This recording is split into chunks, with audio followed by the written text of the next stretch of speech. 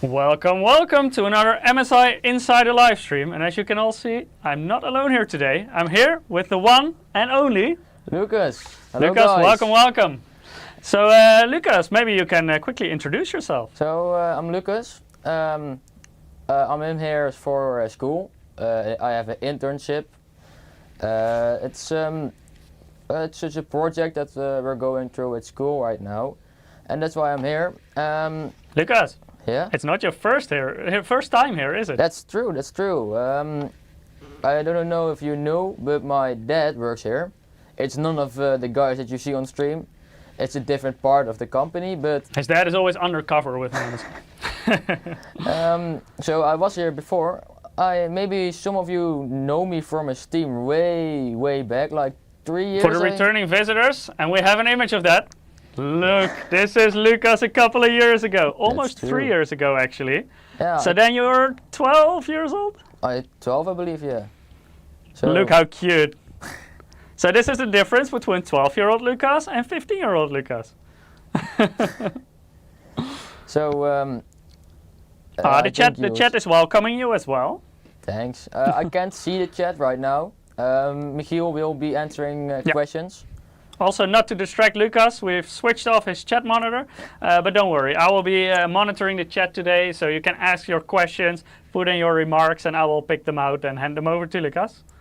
So today, I think you already saw on the title, but today we're gonna talk about the budget PCs. I personally configured them. You can see them on top.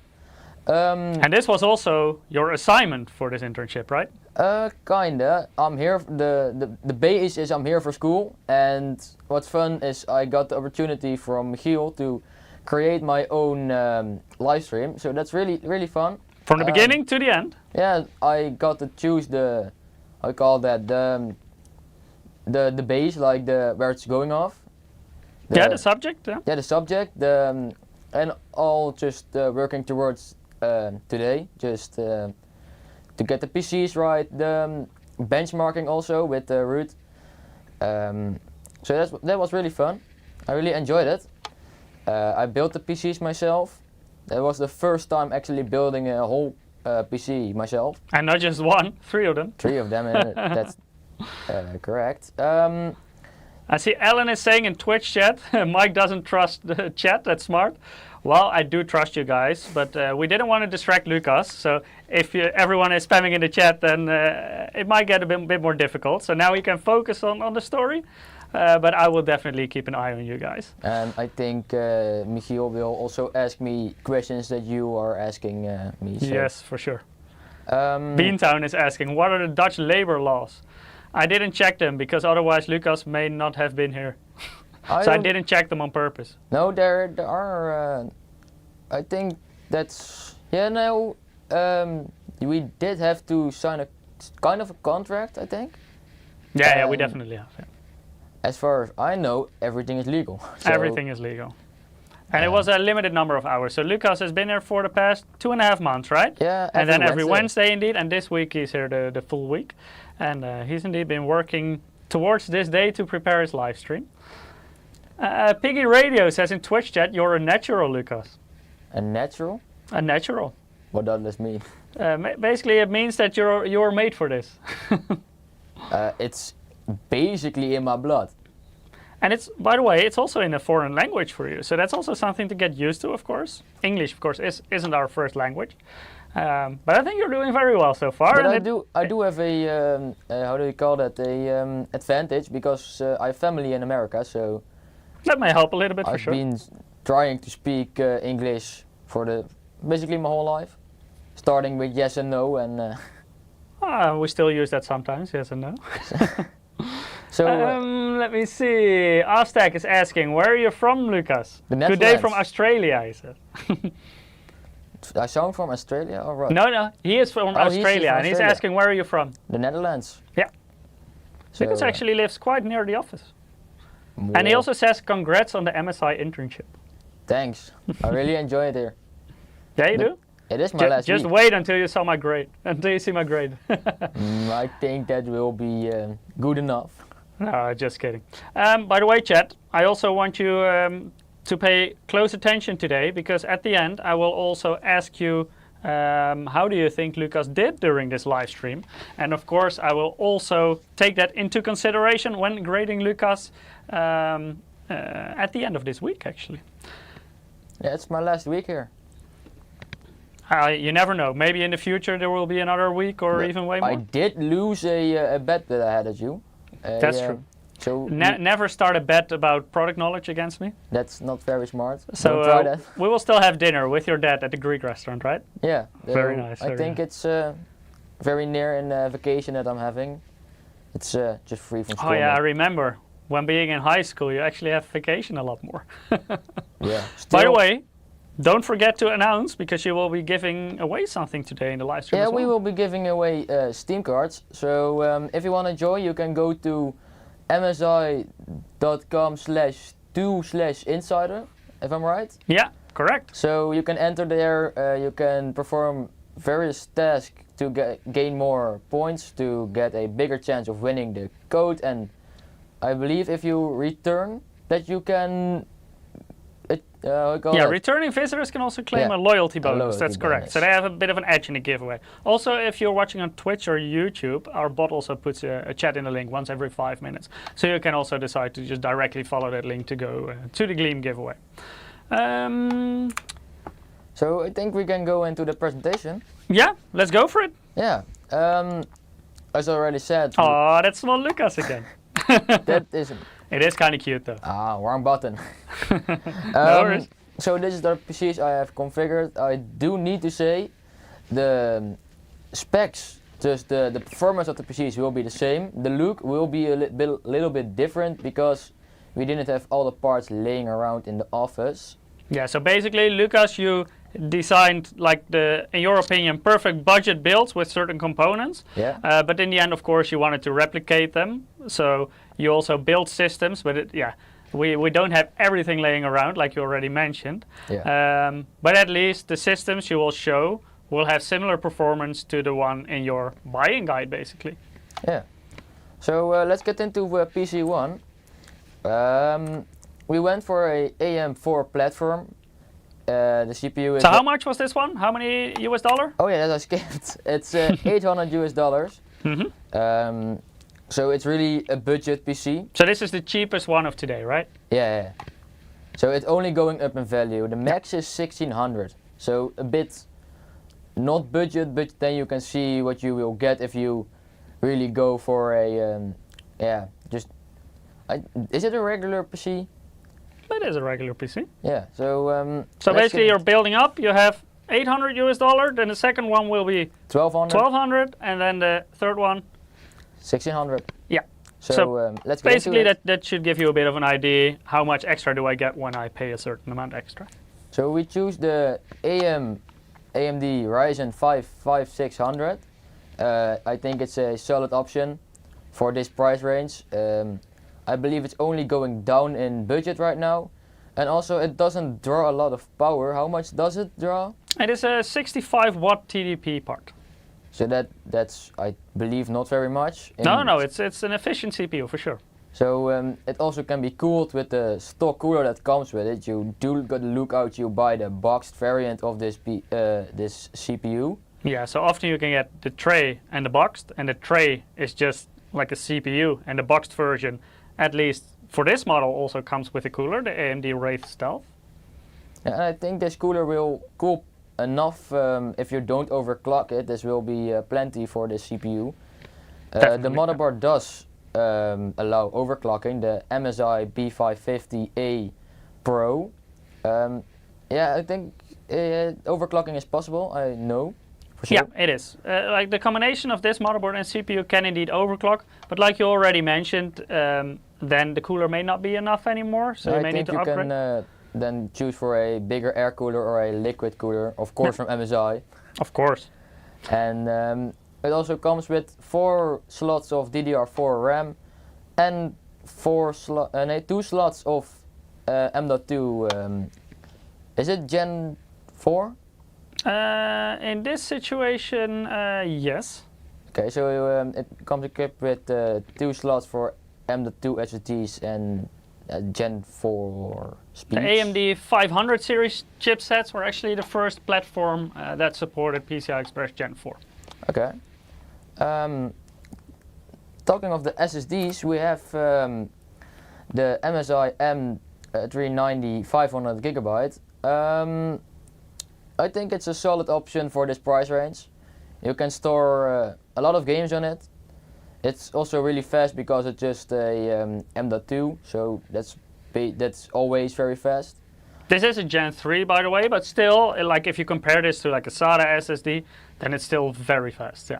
And you can also just, if you think 500 is not enough for you, you can buy a 1 terabyte or later on expand your storage with the extra M.2 slot or the SATA connectors on the motherboard. Like maybe people already, for example, have a hard drive or a SATA SSD from a previous system. You can always take them with you to your next system. Yeah, of course, you can both still connect both of them still to this type of motherboard. For RAM, we choose the Corsair Vengeance LPX 16 gigabyte. It comes with 2 sticks of 8 gigabyte DDR4 RAM. It runs at 3200 megahertz clock speed. That's really good for the price right now. It's also a nice combination with the CPU you chose, I think. I think this really makes sense at this price point. Yeah. Yeah, and it's just the older prep. You can call it the older platform, but still it's really fast in games and that's stuff. You mean AM4 as a platform? Yeah, AM4 as the platform itself. I think at this price point, it's probably the best performance you can get in a system. Yeah, for the price and also. Yeah, because with AM5 you will already push it towards a different price point. We will see that later as well. So AM4 is then a very logical choice. I see Skeets is saying in the chat, 500 gigabytes is nothing today. It depends a bit. Of course, we're dealing here with a budget PC. So if you put in a 2 terabytes SSD like you're suggesting, you take away a lot of the budget of other components. So you may need to downgrade the graphics card, you may need to downgrade the CPU, you may need to downgrade the memory. That's why in this situation, I think 500 gigs makes sense, and you can always expand it, for example, with an older hard drive if you have one laying around. It also depends a bit on what you do on it. If you play AAA titles, that's of course by default will be a lot more of a challenge on a budget system than, for example, esports titles. Esports titles can easily run on a system like this, and they tend to be a lot smaller as well. So if you play a lot of esports titles like Rocket League, like Counter-Strike, like Valorant, they're not that big actually. If you play AAA titles, like the latest Call of Duty, for example, is huge and will take up a lot of space on that SSD. So it's, in the end, this is just a recommendation, what Lucas would you choose if he had $800 to spend, then these would be the choices that he makes. But it can be different for you. So there are definitely alternatives possible. But if you buy a 2 terabyte SSD in an $800 PC, then of course you will have to do relatively big concessions on other components. So that's something to keep in mind. Yeah, that's. I personally think you can have a lot of more storage in a PC, but still, if you're going for a price for performance, that is really the thing where I'm going for. This is really not where you would focus on to get the best performance. But talking of performance, we have the MSI GeForce RTX 4060 Ventus. So here we can see where the money in this build went. Exactly. So it's 2x. What that means? You have 2 fans. A black one. I don't know how it's in your region, but if the not black one, just with a little bit gray accents, if that is cheaper in your region. So that's like the regular Ventus without the black added in the name. Yeah, just I think it's gray on front. Yeah, it indeed has like silver accents on the. So you can go for that one, but aesthetics wise, this will be very fitting in this build. It matches very nice with the, because you had a completely black motherboard. Yeah. You of course have a black CPU cooler that comes with the CPU. You have completely black memory modules.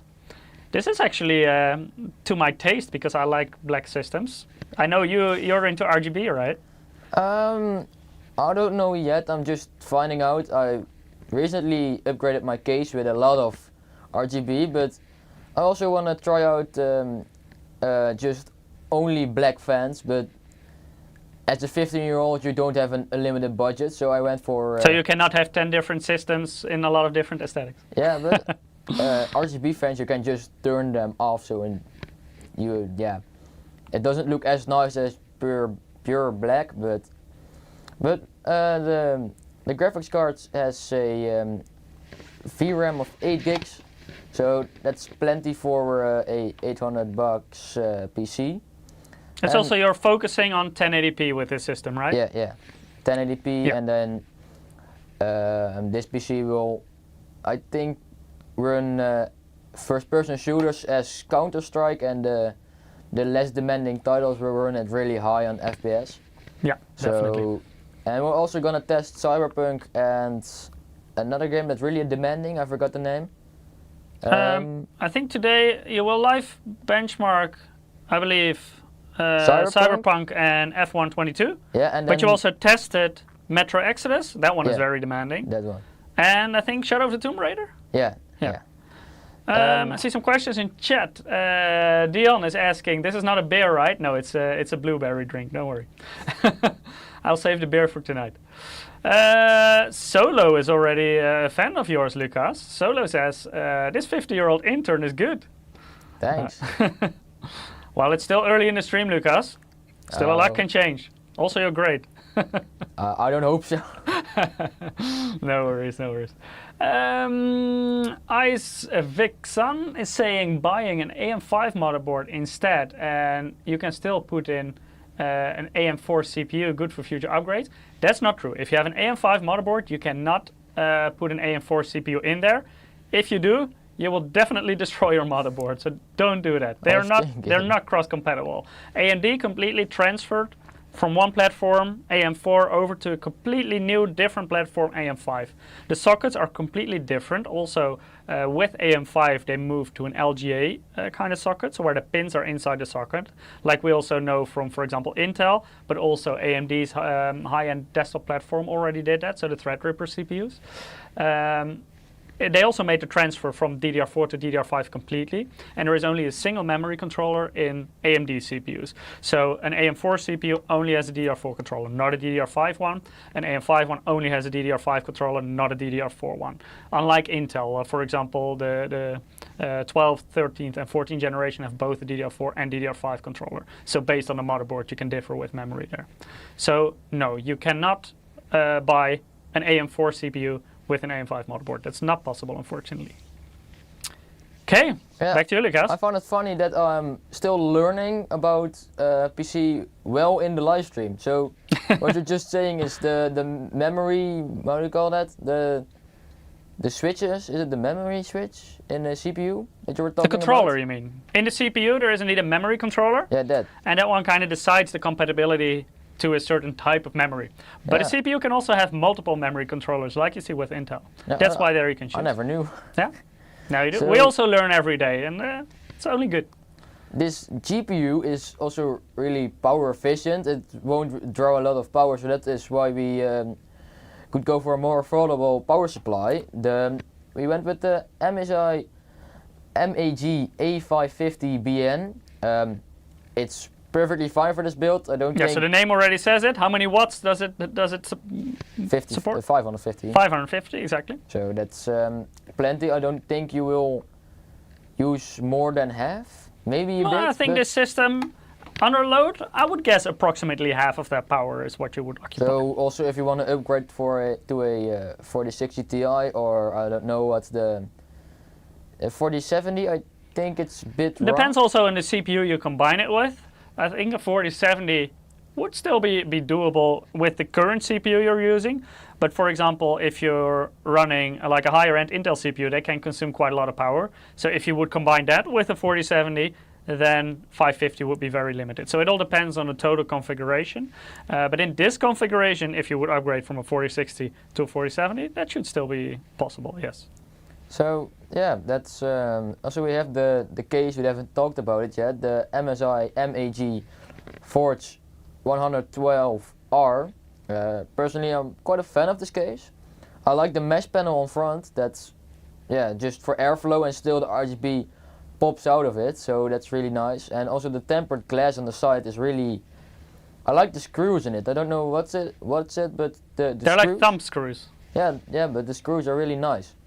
Most of the time they're on the back of the case. Yeah, it right? depends a bit per model. Here, indeed, the thumb screws are on the front. It gives it a little bit of a different look to the case. Yeah. Yeah, I like it. I think we're gonna get into benchmarking now. Yeah, if you grab the system, I'm quickly going to answer a couple of things from chat. I see Quarky is asking on Twitch chat, what controller is on the CPU? I keep forgetting it. That's the memory controller. So that one basically allows the CPU to communicate to the RAM that is located on the motherboard. And in this case, it's an AM4 CPU, and those CPUs always have a DDR4 memory controller on board. Skeets is asking YouTube chat, are all AM5 or all AM5 boards are DDR5, even A620, but it can be PCIe 4, right? That's correct. So all AM5 boards support DDR5 because AM5 CPUs also only have a DDR5 memory controller on board. But it's correct that A620 only supports PCI-express Gen 4.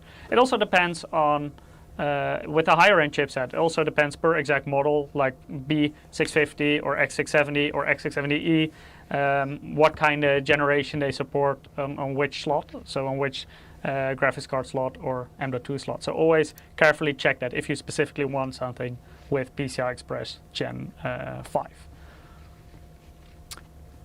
Yes, Lucas, So you have it on the table. I want to quickly show you guys the difference between the things I showed you on the presentation and this PC. So you can see here the motherboard is not black. I don't believe an M1 mortar. No. This is the MAG B550M mortar Wi-Fi motherboard. So yeah, that's what I wanted to say. The same cooler. The case is a bit smaller. This is a not mini ATX case. This is a micro-ATX. Micro-ATX Also, the case. motherboard you're using right now is a micro-ATX one, Yeah. and that's just for the performance demonstration purposes, because in your configuration, can you go back to your list? Yeah, I believe it's on screen right now. Yeah, there we see it. In your configuration, you of course selected the B550-A Pro, and that's an ATX motherboard. So keep in mind that with the configuration that Lucas selected, it's not possible to put it in a micro-ATX case. But in the case he selected the Forge 112R, that is a full ATX case. So that is a good combination that definitely is supported by the case. But here for demonstration purposes, it's a micro-ATX system. It will still offer the same airflow with the mesh panel on front. I don't think there are more differences than that right now. Also, the RAM lights up in this system, you can see here.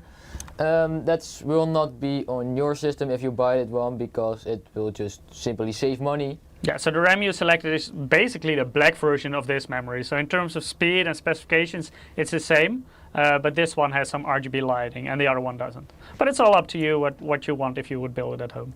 So let's get into benchmarking. We have Cyberpunk here. Settings are all on high. RTX is off and DLSS is off. All that extra things are. It's just a. Can you call it a raw benchmark? How do you mean a raw benchmark? It doesn't have DLSS or. Like Yeah, it's a rasterization performance is what you would call it. So you have ray trace performance and rasterization performance, and now you're benchmarking rasterization performance. Also the. By the way, your dad is in the chat. Your dad says, "Hey Lucas, you're doing well. Dad is proud. Best regards from Sevilla, where your dad currently is. His dad is currently on a business trip for MSI." So. Textures are on high. They can't go higher, I think, because the ray tracing. I don't know for sure, but I think it's ray tracing that blocks the texture for going higher. But So if you would go higher in settings, you would enable ray tracing, right? Yeah. So let's get into the benchmarking. So the resolution was 1080p, right? 1080p, yeah, I didn't show, but it is 1080p. Okay. Have And you played otherwise Cyberpunk before? I never played it. I think you're not even allowed, right? Um, With the age rating, because Cyberpunk involves shooting people, and you're 15. yeah, but most of the time nobody listens to that. Well, your dad is in the chat, so be careful what you say. I never played any games above Your 15 dad plus. said that allows it. So you're lucky. I'm fine right now. I was even luckier when I was your age because my mom had no idea about video games whatsoever. So I wasn't checked at all on this. That's really handy. Well, Yeah, it was that's, very handy. yeah, you can see me a bit better. But Eric is also in the chat. Eric says if he isn't allowed to play, he isn't allowed to bench it. Well, luckily in the benchmark, no people are being shot, so that kind of makes a difference. Whereas in the game itself, you do have to shoot people. I still never played it, so. By the way, I see quite decent performance for a Yeah, $800 it's- system.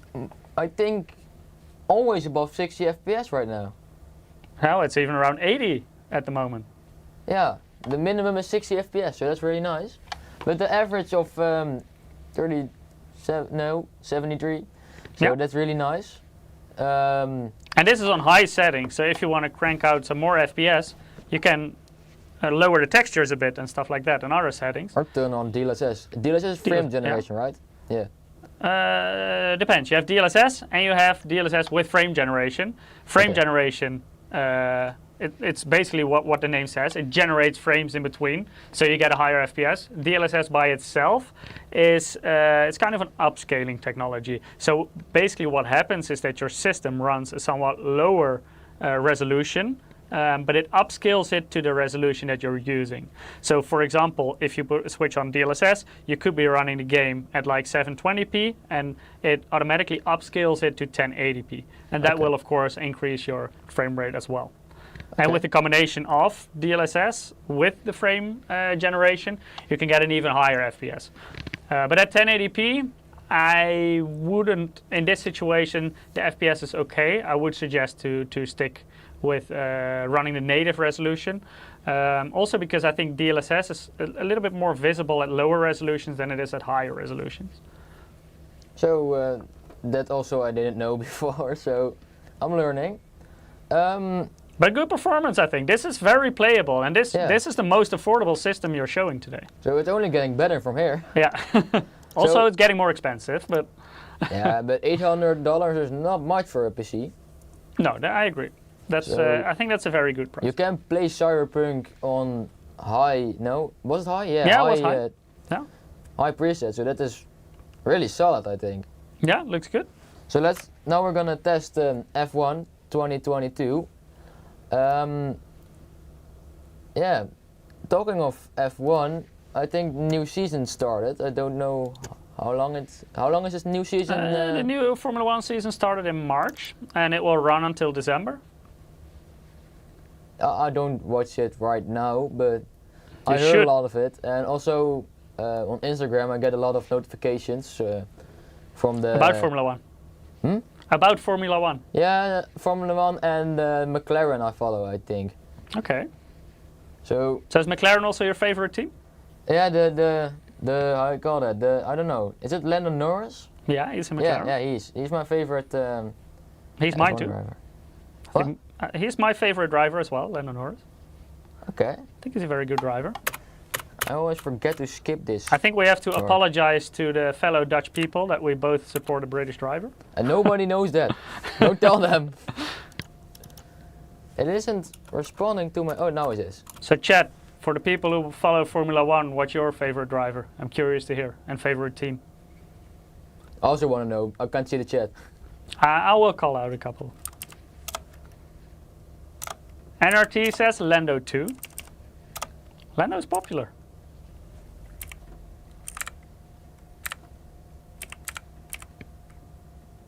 Skeet says Alonso. Very good driver. Also performing very well at Aston Martin, I think. Geocran also says Fernando Alonso. Also popular driver. Let's get And- into the benchmarks. I think especially for his age, Alonso is doing insane. Eric says 2024 Yuki. Yuki's doing a great job for sure. I thought in the past two races he was very, very good. And Perez, what do you guys think of Perez? Because we are at the moment we are racing in. Oh, you're in Perez's car right now. Yeah. I What do think- we think of him? So far this season, I think Perez did a good job. He does what he should be doing. And Max Verstappen, that's It's kind of a one-man show at the moment at the front sometimes. Yeah. But NRT says, I've known Lando since junior categories. I think it was great in those as well, in the karting series. I also really enjoyed the last season. Lando was in Formula 2.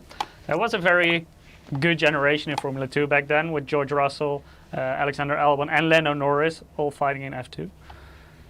Silent Shadow says, F1 is not as interesting as it used to be. It always differs a bit. We've had a lot more times with domination from one teams. Of course, we had a very big one with Mercedes in the hybrid era.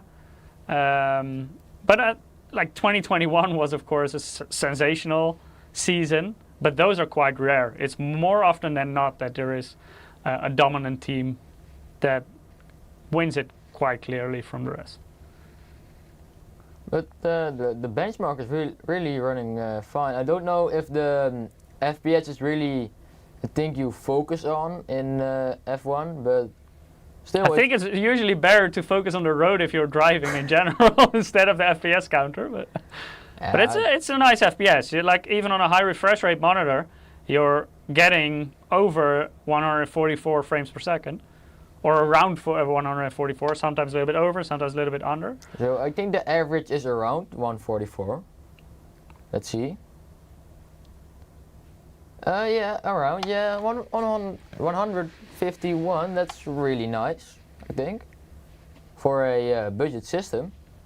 Feelinux is saying, I'm surprised you guys are not Verstappen fans. Well, not everyone in the Netherlands is. No, he's a very good driver. He's of course dominating the sport right now, but still Lando Norris is my favorite driver as a person. At me, it's more Formula 1. My favorite driver is Max, but Formula 1.5, it's Lando Norris. Yeah, because Formula 1 is basically just Max now, and the rest is all 1.5 or lower.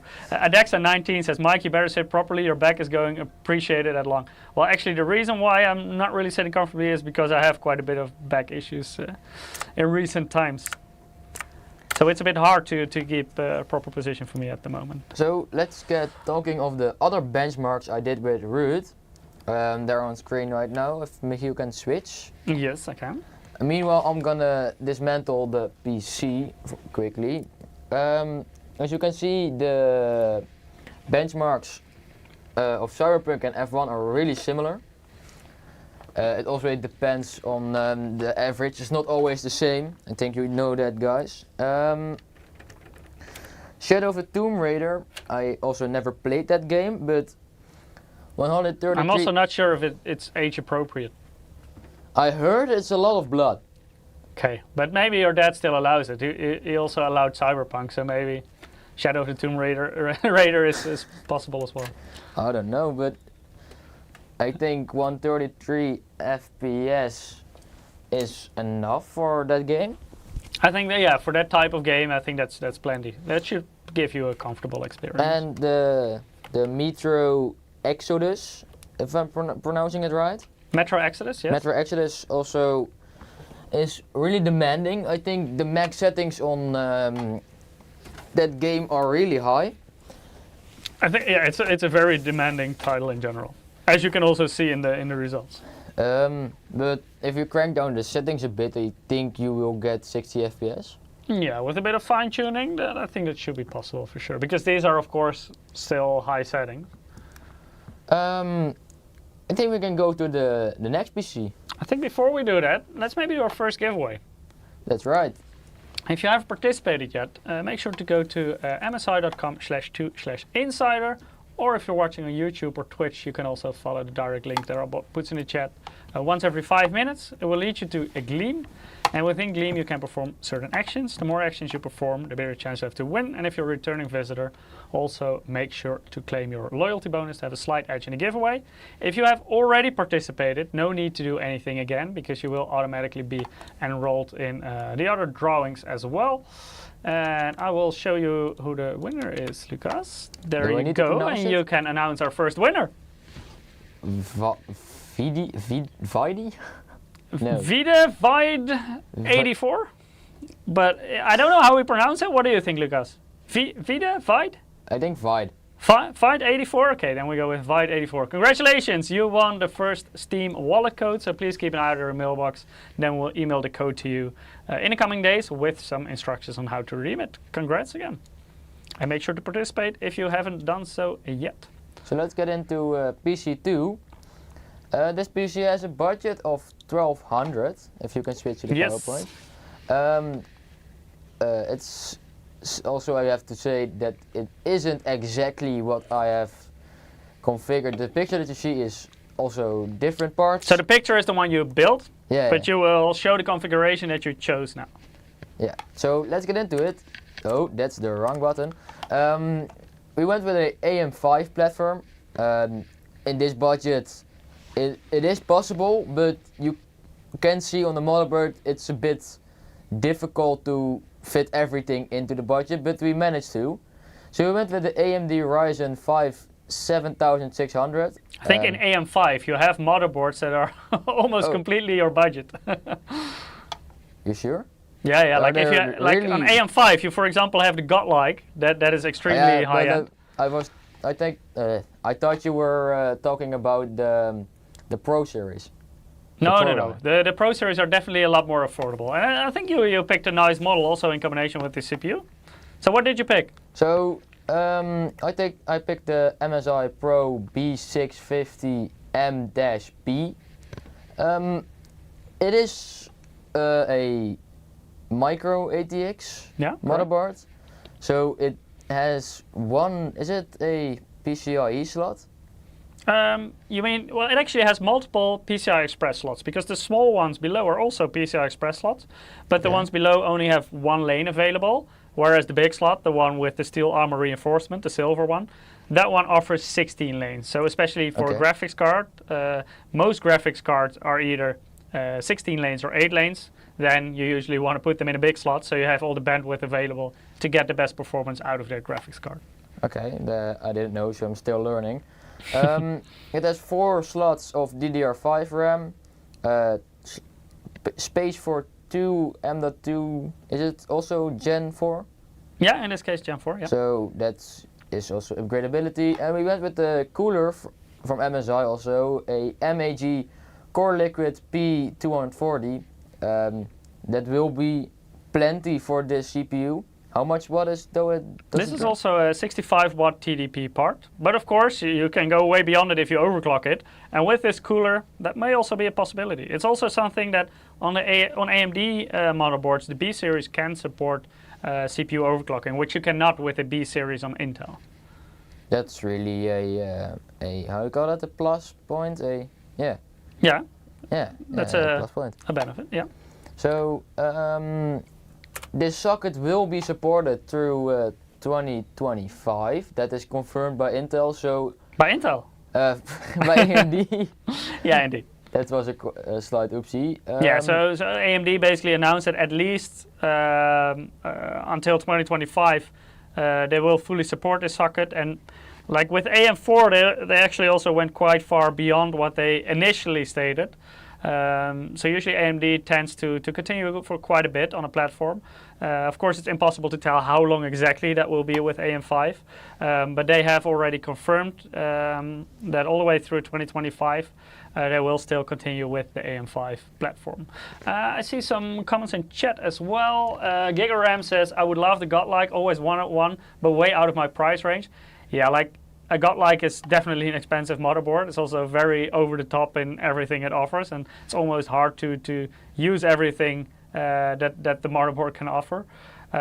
For me, personally, it's too big for me. I'm a mini ITX guy, of course, so I always prefer smaller motherboards, and Godlike is basically everything but small. It's an extended ATX motherboard, but still, it's definitely an impressive product and extremely powerful, also in terms of VRM and feature set, etc. Let me see. So another interesting comment. Silent Shadow is saying, are there any graphics cards using 60 lanes of PCIe Gen 5? No, at this point actually there are no graphics cards that already utilize PCI-Express Gen 5. So even the latest generations from NVIDIA and AMD, so even a 4090 and a 7900 XTX are still PCI-Express Gen 4. So at this point, PCI-Express mostly benefits you if you want to run extremely fast storage, because M.2 SSDs definitely do max out Gen 4, depending on the SSD of course, but they can. Whereas for graphics cards at this point, it doesn't matter if you have a Gen 4 or a Gen 5 slot for it. And the render cards of NVIDIA, so the more, I call it. You mean like the Quadro cards and stuff? Yeah, do they use that or not? I think it's also still PCI-Express Gen 4. Okay. And even there, the current generation cards, they don't lose a lot when you go PCI-Express Gen 3, for example. So it's not really like they're completely maxing it out already. So even if, at least if you have 16 lanes available and you put a PCI-Express Gen 4 graphics card into a PCI-Express Gen 3 board, you may lose like a couple of percent, but not too much performance. So actually, I think for graphics cards, you should be okay, definitely with PCI-Express Gen 4, and even in most situations, especially on mid-range cards with Gen 3 as well. Okay, let's get into the RAM and storage. We went with the Corsair Vengeance RGB 32 gigs. That will be plenty for gaming. And it's also double compared to the first system you made. Yeah, so the first system, I don't think you will run into problems yet, but I think some games are near the So you would be close to maxing it out in certain situations, yeah. And especially with BeamNG, it is really RAM demanding. So 32 is now the sweet spot. It comes with 2 sticks of 16 gigabytes. It's DDR5 RAM, 6000 megahertz, clock speed, nice and black, and it has a RGB strip on the top, so you can choose your color scheme. You like that, don't you? The RGB on the memory module. Still, don't really. At home, I don't have RGB on the RAM stick. I'm looking for new RAM, and also not with RGB right now. Okay. It just saves a lot of money. It depends a bit on the platform. Like with DDR4, you saw that RGB was generally only on the more expensive modules. With DDR5, I would say the price gap is a little bit smaller because a lot of modules. The RAM I'm looking for is DDR4. So yeah, indeed. I can imagine that there it is a bit more expensive compared to the other ones. I think the price difference with DDR5 is not that big if you want. There's still a bit of a price difference, of course. Yeah, but most. If you search for DDR5 RAM, the price difference on the standard stuff that you get, I think it was around $20 now, the difference, and that's not a lot if you're talking about 120 and 100. So. Simone is not happy with Corsair and says G.Skill is better. Well, it all depends on what you want and in what region you are, of course. In certain regions, there may be a bit of a price difference between Corsair, G.Skill, Kingston, or whatever brand you want. So you definitely have alternatives available here. I think these Vengeance modules work perfectly fine within the system, and those were also relatively competitively priced, which of course made them very suitable for this specific build that Lucas made. But if you want to go for G.Skill instead, and maybe in your region it doesn't make a difference in terms of price, just go for it. It will also work fine. Something to keep in mind, of course, this is an AMD platform that we're running on, so in the kit that Lucas, for example, selected is also an Expo kit. On Intel, you would be looking for an XMP kit. What I also think, Lucas, you did very well is the 6000 CL30. I think that's a very good combination with AM5. You also see that AMD can be slightly sensitive to cache latency in certain situations. It differs very much on the situation if it makes a difference. But then 6000 CL30 is a very nice combination for AM5 at the moment, and also became quite a lot more affordable compared to like a year ago, for example. Yeah, I personally think also the the DDR5 RAM, really, in my life, it really came fast, and the price also was going down really fast. So it also started quite high, of course, but we always see that when new memory generations are introduced. In the beginning, they're always very expensive. But when it goes more into mass production and it becomes a more common thing, because nowadays both the platforms from, of course, AMD and Intel use DDR5, you do see the prices drop over time. And eventually it will probably even be cheaper than DDR4. I don't think it's too far off at this point already. Yeah, we're going to the storage now. It's the same one as in PC1, the MSI M390 500 gigabyte. It is 500, so it's not very much right now at the moment. I think it will only go down compared to the games. Also, Call of Duty, as you said, is really really big. But for the kind of PC we're going with, so really performance, the SSD didn't just had to run Windows and some games and not a lot. So you can just upgrade it, but it won't fit in the $1,200 budget. $1,200 budget. So and also if you later find this a problem, you can upgrade it with the motherboard because it has two M.2 slots. I think we can go to the graphics card now. The MSI GeForce RTX 4060 Ti Ventus 2X Black, also the black one. It looks the same as the previous one, right? It is exactly the same, but internally it's not the same. Because the 8 gig NVIDIA RAM runs a bit faster and also the chip runs a bit faster. So that's so really basically the card is a bit faster. Yeah, but this looks the same. Yeah, it basically also runs the same cooler, so it does make sense. I think if there is no sticker on it, I wouldn't be able to tell the difference even. I believe the cooler is like really identical. Sometimes you have some difference in configuration with heat pipes and stuff like that, but I believe this one is completely identical. Because there is also another benefit to this card as well, and that's efficiency, right, Lucas? Yeah, so it doesn't draw a lot of power, the same as the 4060. It's a bit more. It does, still, yeah, it does draw a little bit more. Yeah, but still really efficient, so we can go with the same power supply, the MSI MAG A550BN, a 550 watt power supply. That will be plenty for this PC, also for upgradability. Still with the 4070, it is a bit more on the high side, but still it is possible with this combination with CPU. Yeah, that's the power supply. The case is also the same, with the mesh panel front, the nice tempered glass, the MSI MAG Forge 120R.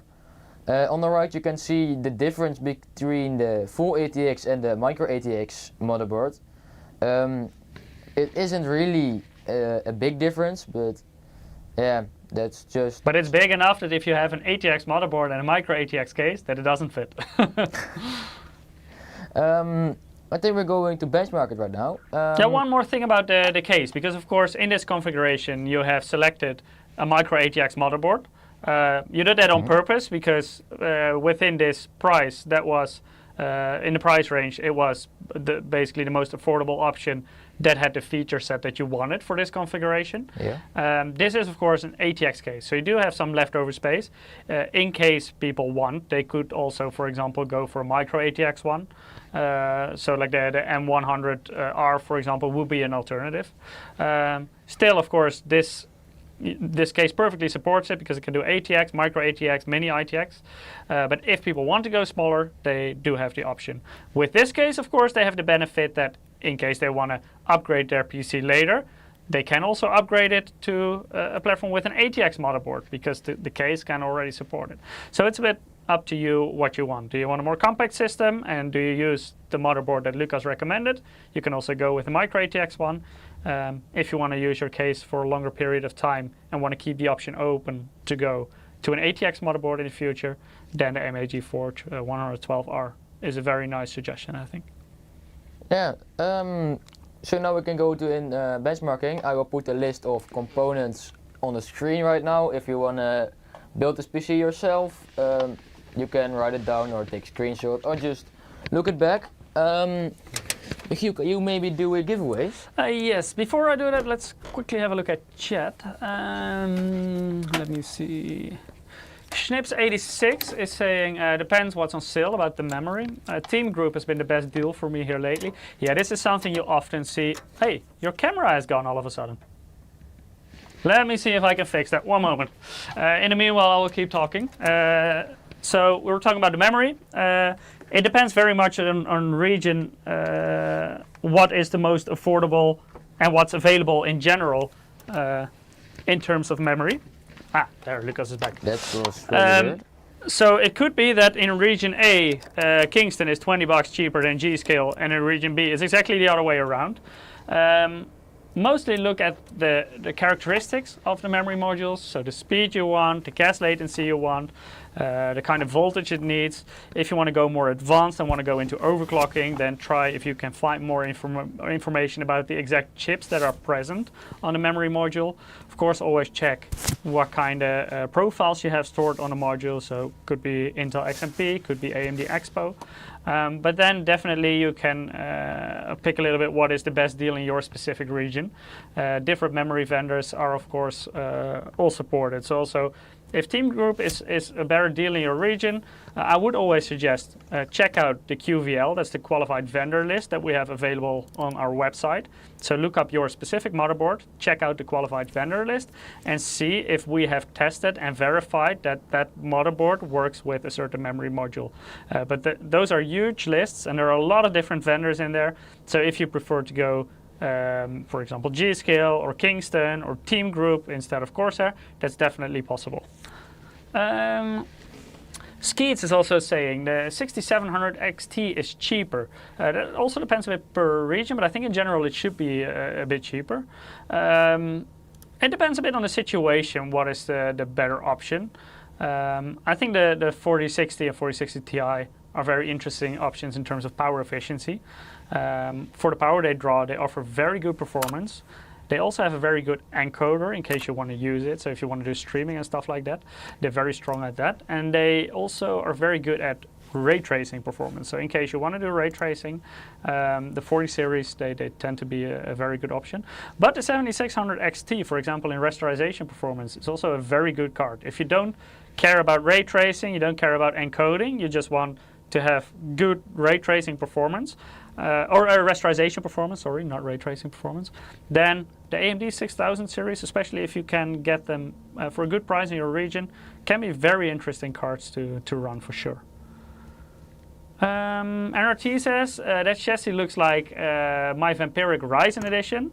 Yeah, for sure. It actually is a Vampiric. We didn't have the exact case available that Lucas selected, the Forge 112R. So we indeed took a Vampiric case. This is not the Ryzen edition, but that one is also pretty cool with the orange accents.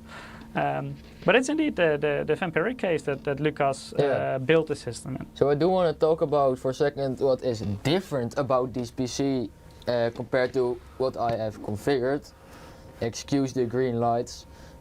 So the cooler, it's basically the same, but it is with lights, so you will get the same performance, but just not the lights. And if you do want the lights, then you will just have to pull out, I think $20 it is.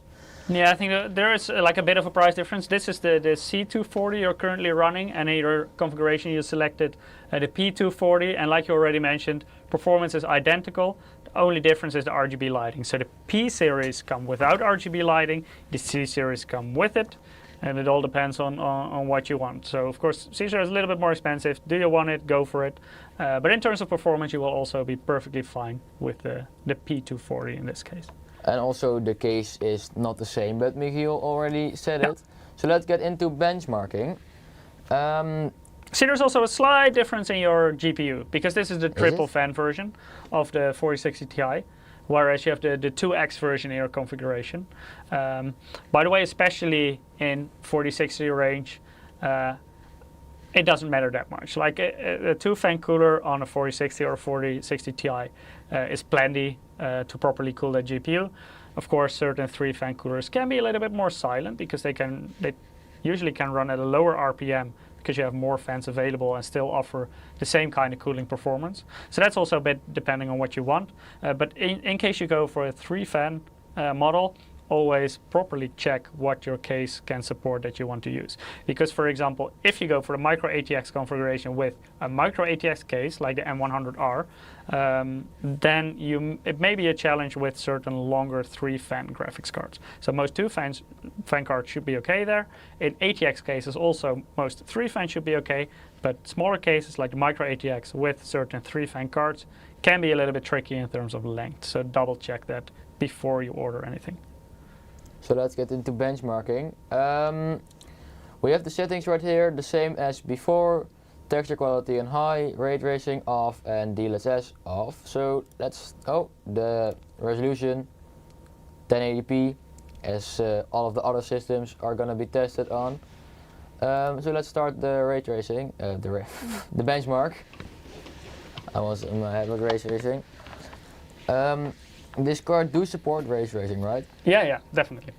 So it's an RTX card. So basically, when NVIDIA supported ray tracing on their cards, they went from GTX to RTX. So the RTX is basically for the ray tracing. I see a comment from NRT. Sometimes the price is identical between the 2X and the 3X cards anyway. Yeah, this is also something that can differ a bit per region, but it can definitely happen that maybe in certain situations even the 3X can be slightly cheaper than the 2X. That also happens when, for example, the 3X is on sale and the 2X is not. It basically depends on what you want and also what your case can support. If your case is large enough for the 3X and if it's the same price, go for it. They usually cool slightly better. And are usually also a little bit more quiet than the 2-fan versions. But if the 2X is a lot cheaper, then it's perfectly fine for 4060 or 4060 Ti to go with that one. But always double check if your case can support it, because it will be a pity if the card is too big for your case. And there's some proper frame rates again, Lucas. Yeah, looks the good. Performance is really nice. It's let's see the average, but I think it's around 40 FPS. No, I don't know. It looks definitely higher than the previous system, which makes sense. You use a slightly faster graphics card. So it's around 20 FPS more, I guess? Yeah, I think you were on... Chat, do you remember? I think it was 73 FPS on average, right? So it's, I do believe so. Yeah, exactly 20 FPS more. It runs really stable. Same settings as before, 1080p. High and none of the DLSS or ray tracing. So let's get into F1. You forgot the giveaway. Good point. I'm sure chat will be glad that you reminded me. Yeah. I'm quickly switching back while you boot up Formula 1 22. So if you haven't participated yet in the giveaway, go to msi.com/2/insider. Or if you're watching on Twitch or YouTube, you can also follow the direct link that our bot puts in the chat once every 5 minutes. That will lead you to Gleam, and within Gleam you can perform several actions. The more actions you perform, the bigger chance you will have to win. And if you're a returning visitor, make sure to claim a loyalty bonus as well to have a slight edge in the giveaway. And we have our next winner here. Lucas, the honor is all yours. Jeffo, congratulations. You also won a Steam wallet code. So please keep an eye out on your mailbox. Then we will email the code to you in the coming days with some instructions on how to redeem it. Congrats again. If you haven't participated, make sure to do so. If you already signed up previously, I mean today, so not in the previous week, but previously today, then no need to do anything again because you will be automatically included in the next drawings as well. Okay, Lucas, back to you. Back to the capture. Yeah. I already see F1 22. Talking about Steam, maybe you guys should do a stream where you play the new game. I don't know. Which one? I don't know for sure, but it was free for a few days on Steam. Okay. I don't remember the name, but it is about making a vlog in a horror place. A vlog in a horror place? Yeah. Maybe chat knows. Chat, do you know the name of this game? And by the way, is it suitable for your age group? Otherwise you cannot watch that live stream, Lucas. You don't really check the age ratings of games, do you? Should I? I mean, my dad doesn't care. I noticed. What does your mom think? We don't talk about my mom. Okay. Does chat Oh, know? the chat says a content warning. Yeah, Is that the one you mean? That's the one I'm talking about. This is completely new to me, so I'm quickly gonna Google this. I think it would be 'Cause I'm really curious. fun with Eric. Let me see. Oh, it's a co-op game as well. Yeah. Oh, it's very cartoony. Yeah, so it isn't really demanding, but it is really fun. Okay.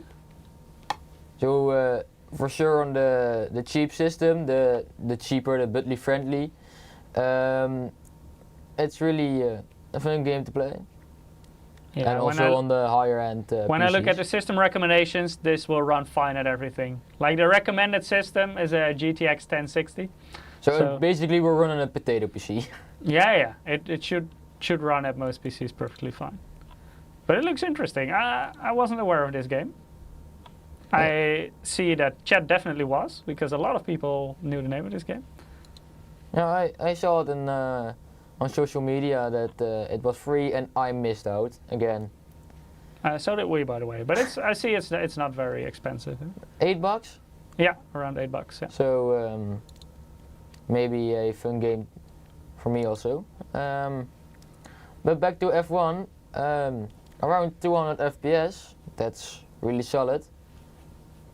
I believe we are, which driver are we? From which race team is it? We are currently running as Pierre Gasly, and this is still F1 22 because Gasly doesn't drive for AlphaTauri anymore. Well, actually, AlphaTauri, the team name doesn't even exist anymore. It's now RB Visa Cash App kind of something, weird name. But Gasly went to Alpine, and currently Alpine is not doing great in Formula One. So I'm not sure if that was a smart move. Chat can decide.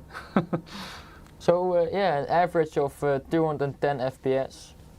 It's a very good frame rate. Still What did you get with the previous system in F1 22? I think around 150, 160. Okay, so that's also quite a bump up then in terms of performance. Yeah. So we later on in the presentation we have all of the results next to each other, so you can see what the difference is. Also in 1080p. Let's get into the results of this PC with benchmarking with root. Meanwhile, I'm gonna shut down this PC if it wants to. I don't know how to get rid of it. So we have seen the Cyberpunk results and the F1 results. Shadow of the Tomb Raider, it's above 144 this time, so it will max out a monitor. I have a 144 Hz monitor. And it will also max out 165 Hz monitors, 180 Hz monitors. Yeah, so it's a solid frame rate. It's quite a decent step still going from, of course, AM4, AM5, but also from a 4060 to 4060 Ti. You do see quite a bit of difference in terms of performance. Of course, it is a bit more expensive, but you also see it back in the performance. Yeah, I was saying like the price is a bit more. I think the one game that both systems do struggle with a bit is Metro Exodus. But it is not around. It is playable, but yeah. Like the average, at least on high settings, you can fine tune this a bit. Is a little bit below 60. So yeah, you can play it definitely. But Metro Exodus is maybe not the perfect title for budget gaming PCs because it's very demanding. Yeah, so let's get into PC3. Oh, that's again the wrong button. This one does look very similar, so this is the one I have built. This one does really represent what you will get. It has the same cooler, the same case, the same GPU. The motherboard I don't know for sure. It's very close, but in terms of performance it shouldn't really make a difference. And the RAM lights up but isn't the same. It's G-Skill, I guess. Okay. Very, and the CPU is also slightly different. But we'll get onto that later. Let's first introduce what you selected for PC3. Yeah. So we went with Intel this time. On this price range I personally think, how we call that, I forgot the word, the the video editing, rendering, that's kind of stuff. So basically you want that your system is not only suitable for gaming, but also for productivity workloads. Yeah, so it will, at this price range I want to have the ability at least to try those things out. Personally I'm trying it, but I have a Ryzen 7 2700X, so productivity as in video editing is a bit rough, but it is doable, but like doable, nowadays it becomes more. It also depends on what resolution. Like on 1080p, it should still be okay. Yeah, 1080p. Yeah. But it was a bit rough on the edges, so but that doesn't matter because on this PC you will have 10 cores compared to the 6-core Ryzen 5 7600. I see a complaint in the chat. Silent Shadow is saying Intel boo, but I think your explanation is actually very good because you already mentioned it's a 10-core CPU, and the other two from the previous two systems are 6-core CPUs. I think like the AMD Ryzen 5 7600 that you had in the previous system, in gaming it's probably slightly faster than this one, but in productivity, this one, because it has so many more cores, will definitely outperform a 6-core part. So it all depends on what you want a bit, and this is just a suggestion, and Lucas also explained, at this price range, I wanted to be able to do both, so both gaming and productivity. If for you personally, if you don't care about productivity, you only want to be gaming on that, then you can also use the platform that Lucas made in PC2. So you can definitely, it's about similar in terms of price for the motherboard, the RAM, and the motherboard and the CPU. So you can definitely swap it out for an AM5 motherboard with a Ryzen 5 7600. It will run a bit more efficient. It will perform slightly better at gaming, but you do lose some productivity performance. So it all depends on what you want, and these are the suggestions that Lucas made based on these budgets, but always also check your personal preference. If you don't do any productivity workloads, then go for something that is specifically more interesting for gaming. But I think Lucas' explanation is very correct. A 10-core CPU is definitely more capable in doing both gaming and productivity than a 6-core CPU. It's also the things I have configured here are also changed a bit by my personal needs. So personally I'm going for a PC that's at home then, that's a bit more on the expensive side, and if I was going for a cheap PC, I personally don't care about productivity, but on the more high-end side of PCs I really want the productivity, as Michiel said. That is a great explanation why. Silent Shadow is saying a lot of productivity applications are single-threaded. That differs very much on what you're using. So you're very correct in the fact, always check what kind of applications do I use and does it make sense for what I use. But for example, 3D rendering workloads, they are very demanding on your CPU. I think, Lucas, sometimes you use Blender, right? Yeah, I try to learn it. Yeah, those kind of things, there you will definitely benefit a lot from having more cores available. I think certain productivity things like Photoshop doesn't do a lot with the extra cores unless you run very specific tasks on it. So it still very much depends on what you're going to do. If you do a lot of video editing, apart from the CPU, also the RAM is extremely important. So certain video rendering programs, they use a lot of RAM, so it may be better to invest extra money in increasing that instead of the CPU. So always check out what you need exactly for your purposes. But I think, especially Lucas, you mentioned I do a bit of Blender. Then for the budget, it's very hard to beat the 12600KF. Also, it is a somewhat older CPU because it's from 2 generations ago. Of course, Intel is currently at the 14th generation. Actually, in your demo system, you run a slightly different CPU. That's the i5 13400, but it's also a 10-core part with 6 P cores, 4 E cores. Performs quite similar to the 12600KF. 12600KF is slightly more affordable, at least in our region, probably because it's a little bit older, but it is slightly faster in most situations than the 13400, but it does consume a bit more power, it does require a bit more cooling. So you have some options there that you can choose from. But I think for the price at this point, what you pay in a lot of regions for a 12600KF, it is very difficult to beat for a lot of workloads. Talking about the power, it draws a little bit more power, so this time we went with the MSI MAG Core Liquid E240. That's also plenty for the CPU. If you want to overclock it, you have to switch out the motherboard first, but Yeah. if you do want to overclock it, this cooler will be enough until overclocking will be possible, but if you really want to overclock to the maximum, you will be needing to switch out the cooler too, but still on this configuration. Like 12600 KF, it does consume quite a bit of power. So the TDP rating, it doesn't tell the full story, but at least it gives a bit of an indication. The TDP rating from Intel is 125 watts, whereas the previous two systems had CPUs with a 65 watt TDP rating. As mentioned, it doesn't tell the full story because they can, in certain workloads, can differ quite a lot from their TDP. But it's safe to say that this CPU consumes quite a bit more power than the previous two.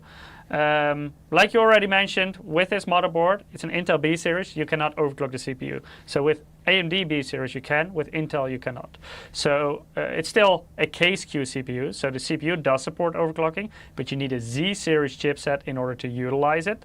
The reason why it still makes sense though that Lucas chose a K-series CPU is if you, for example, go for a 12400, so that's the same generation, it's also an i5, but it's a non-overclockable part, but it also only has 6 P cores and no E cores, whereas this CPU has 6 P cores and 4 E cores. So especially in that productivity workload, the K-SKU here is also quite a bit faster than the non-K-SKU in the 12th generation Intel. So the motherboard doesn't offer overclocking, but it does offer a lot more. Oh, it does support a bit of overclocking, by the way, but that's on the memory side of things and not the CPU. But it has a 2.5 gig LAN.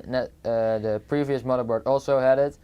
Reversible Type C and Wi-Fi 6E. So if you don't have a internet cable laying around, this is a really solid option. Also, you can switch out the motherboard on the cheaper systems for it supporting Wi-Fi. But still, this is really a handy option for this motherboard. And the heatsink, I personally think it looks really nice with the gray accents. I really like that. I'm an aesthetics guy, so that really is my thing. I really think for a black, fully black system, I still will put in a little bit of tints of gray. So yeah, that's really, I like it. 2 M.2 slots, one with a heatsink, one without. 4 slots of DDR5 memory, and the socket just supports it's this LGA 1700. Yeah, correct. So if you want to change the CPU, you can look at the specs of your CPU you want to change and put it in this motherboard if it fits. For RAM, we have the Corsair Vengeance RGB 32. It's basically the same one as previous.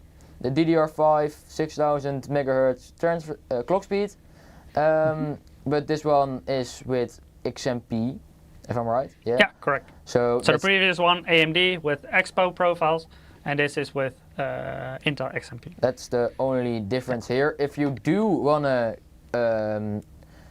edit video, so video editing on higher resolution, you maybe will consider buying 64 gigabytes of RAM because it takes a lot of RAM to edit high. Yeah, in certain applications that can definitely benefit quite a lot. And also with the SSD, we went with a 1 terabyte MSI M461.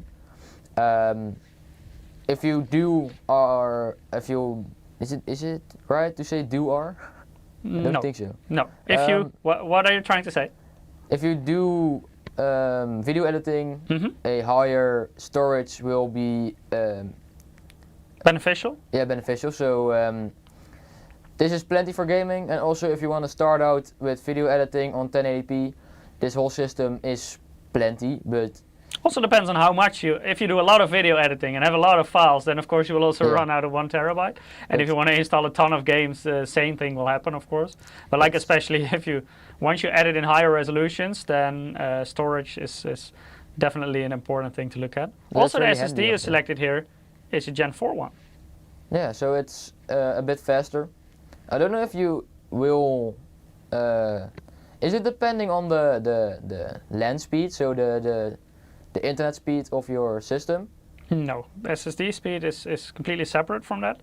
And in games, you won't really see like an increased FPS if you use a Gen 3 or a Gen 4 SSD, but the transfer rates are quite a bit higher on Gen 4. Of course, it also depends on the exact model, but this SSD, for example, is quite a bit faster than the one from the previous systems.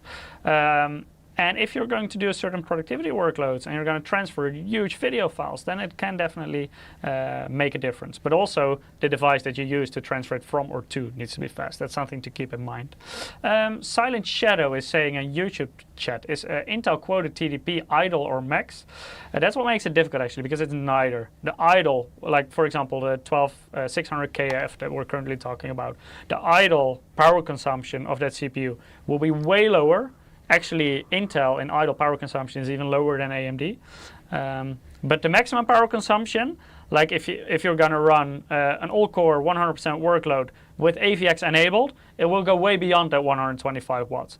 So that's also why I said that TDP is kind of a difficult number to use nowadays to indicate power consumption of a CPU, because it differs on so many variables. If you compare it to AMD, you see that idle power consumption of Intel is generally a little bit lower than with AMD, but the other way around, the maximum power consumption of Intel tends to be quite a bit higher than the maximum power consumption of AMD CPUs. Of course, this still differs per exact CPU. For example, a 16-core AMD Ryzen is hard to compare to a 6-core Intel and vice versa.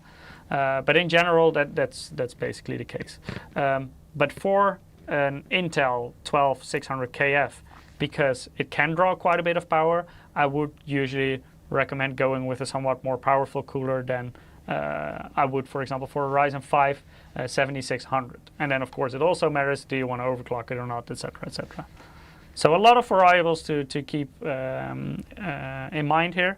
And in the end, it all depends on what you exactly want to do on it. If you only game, then you will never get into the maximum power consumption that a 12600KF can do, for example, because you will never have 100% load on 10 cores while gaming at this point.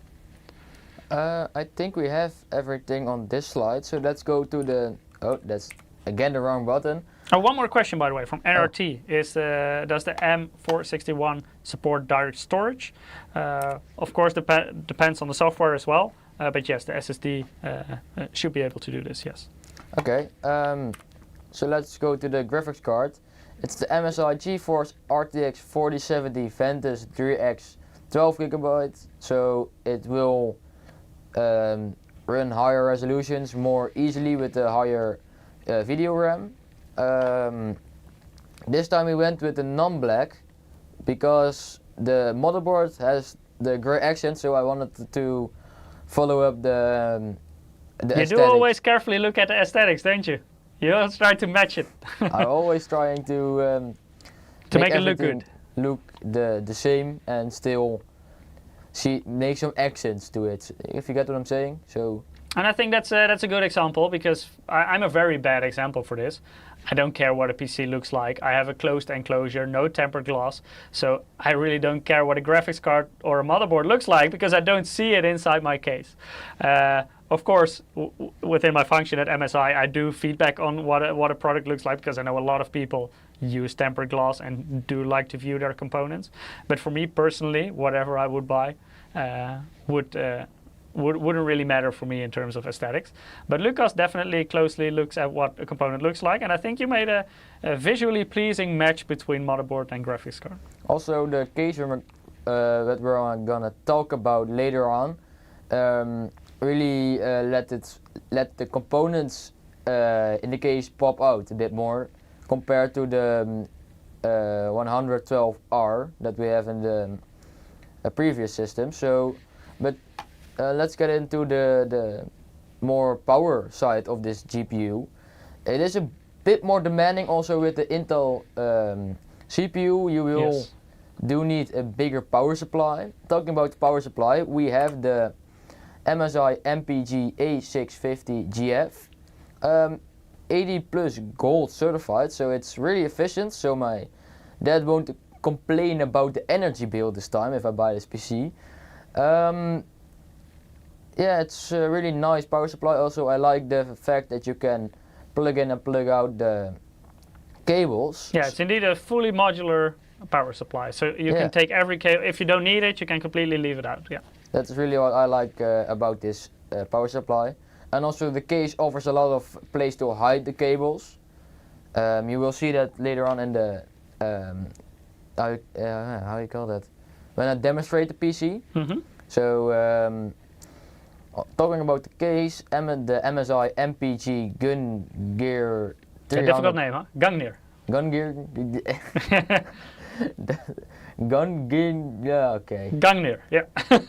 I'm sure for chat this would also be difficult if they try to pronounce it. It is a kind of a difficult name to pronounce. But nevertheless, the 300R airflow, so it has a nice airflow panel, mesh panel on front. Despite the name, good pick. And a anti-sag bracket that also lights up. That's really cool. It supports up to 360mm radiator on top. And at the front. And on front. So if you want to water cool the whole system, the custom water loop, that's also possible with this case. For sure. So by the way, the power supply is actually one from the previous generation. We do have a newer series available in different segments actually that, for example, also have the PCI-Express Gen 5 connector, but the specific graphics card in Lucas's configuration still uses a single 8-pin PEG power connector, so not the new connector yet. So with this configuration you don't miss out on that connector, but in case you want to do more future proofing and you want to have that connector available, you may want to look at one of the newer generation power supplies. But for this configuration, definitely a good pick, and especially because it's one generation older, so to say, but still a very good power supply. It is slightly more affordable. So I think in this configuration, very good choice, Lucas. Good job. I think we're gonna get into benchmarking, also talking about the differences of the PC. I will put the specs on the screen if you wanna build it yourself or build it for a friend. You can take a screenshot or write it down, or just skip back to this part of the video. And meanwhile, I will answer some questions and remarks in chat as well. Uncle Elias says 4070 is fantastic, just wish it had more VRAM at the price. Yes and no. You see that in very specific situations. We, for example, saw this with the launch of what was the name of the Harry Potter game?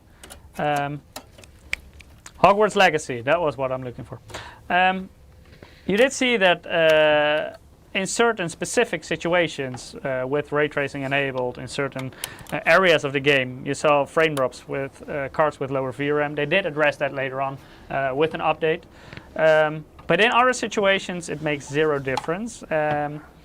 Also, when we tested the 4060 Ti 8 gig versus 16 gig, we also, in most situations, didn't really see a difference.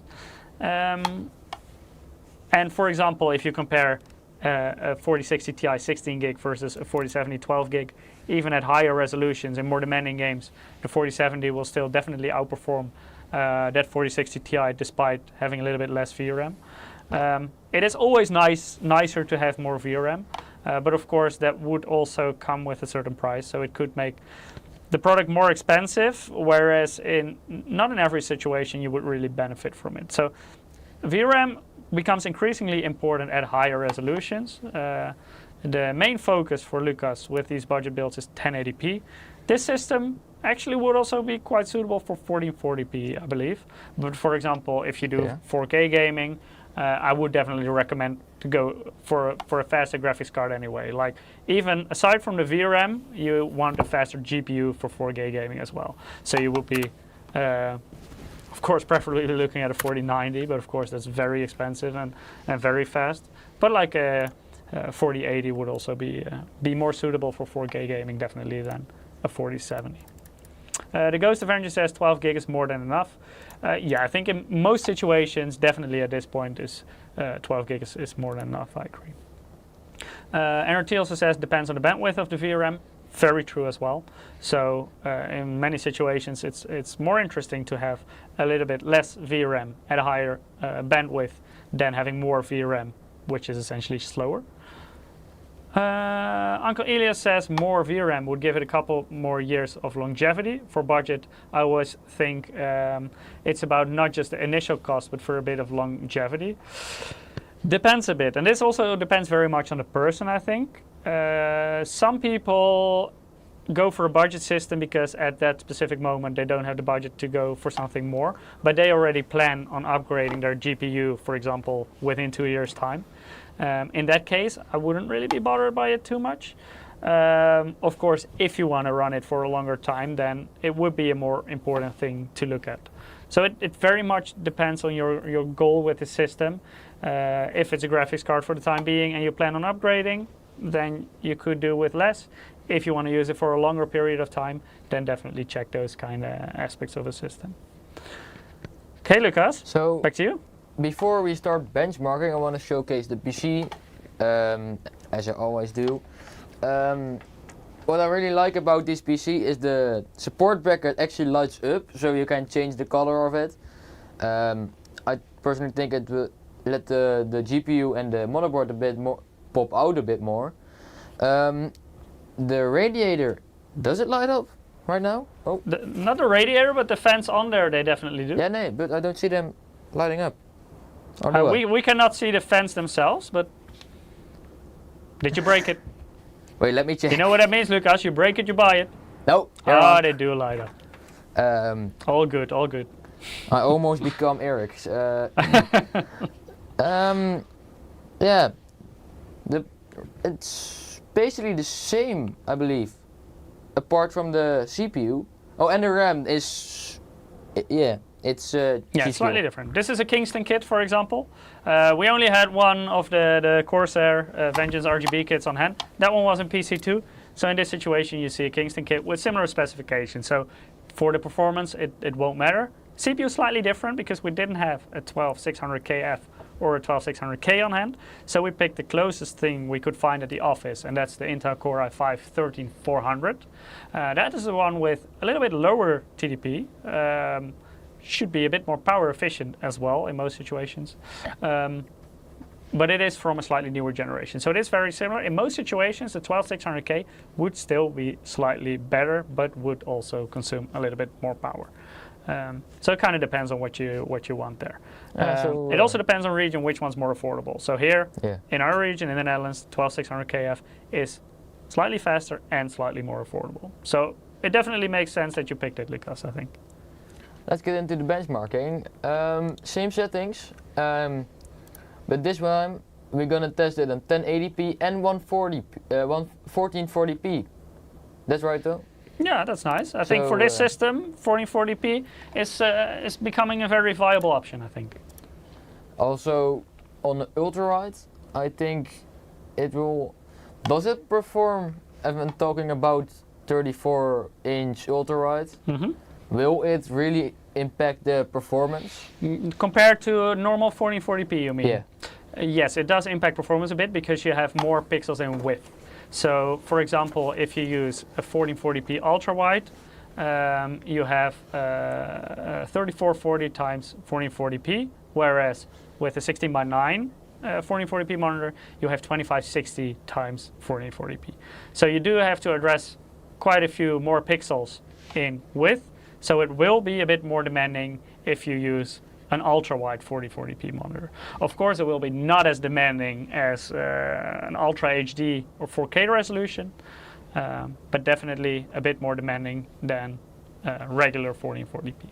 By the way, I see you have a lot of fans in chat, Lucas. Skeet says Lucas is a veteran, and Uncle Elias says, by the way, Lucas can easily take Peter's and Eric's place. Good job, young man. Yeah, I think we should fire Peter and Eric. They're probably also much more expensive than Lucas. Currently, I don't cost anything. Yeah, indeed. That's even better. So, Lucas, for your current PC, how many cars did you have to wash? Because that's your side job, right? Washing cars. So it's combined with my birthday. I think it was around. That's really a good question. You had to wash a lot of cars for that PC. I think What did I got for my birthday? That's more what I'm asking myself now. But like if you would just look at washing cars, if you would build the PC1 for example, how many cars do you have to wash for it? 800, and then let's say wash one car per hour, and that's then I got it with soap, just a sponge, A sponge, soap? sponge and soap, and then just go around the whole car. That really takes a bit. Also, really, I have big cars to wash, so So you prefer people with smaller cars? yeah. I have a With smaller bigger PCs. Smaller cars, bigger PCs. So how many cars? $800 system? 800 divided by 5. So that is a number I don't know. Chat, help us out. Pull out the wait, I have the calculator on this. It's I will 20 times 8. So 160 should be.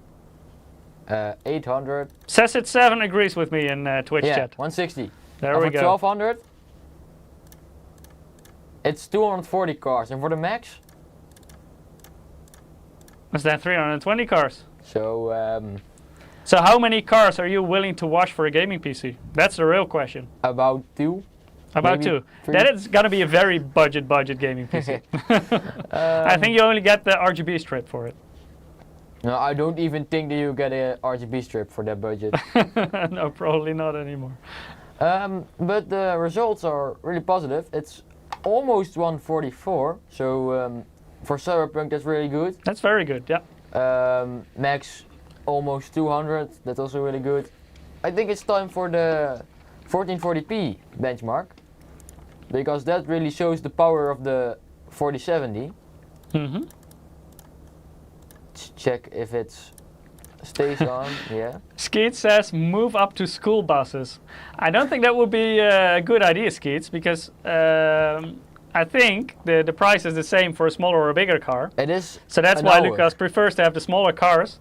If he would do school buses, it would take a lot of time to wash his system together. I wash a car about an hour, a bit less, so...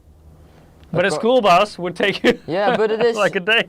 I got paid an hour, so $5 an hour, so a school bus... But that's just your whole working day then, but then you should be okay. Yeah, and I think my boss will tell me I need to work faster. He will do that anyway. Doesn't matter if it's a school bus or a small car. Sometimes he tells me I did a good job. Not very much, but when he sees the end result, it's most of the time, yeah, good job. Yeah? Nice.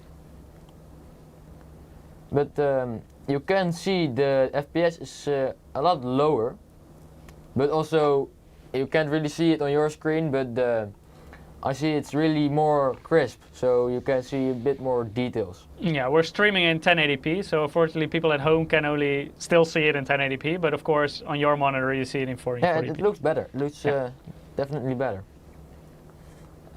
So I'm interested in the results, what the average was. Around 90, so that's really nice. Yeah, Skeets also mentions about the same as the 4060 Ti, but the difference of course here is that the 4060 Ti was running at 1080p, and Lucas is currently running this system at 1440p. So, but indeed, you do get similar performance with the PC2 at 1080p as you do with PC3 at 1440p in Cyberpunk. So I think that's performing well. So let's get into F1 2022. Maybe you can do a giveaway. Yeah, good idea.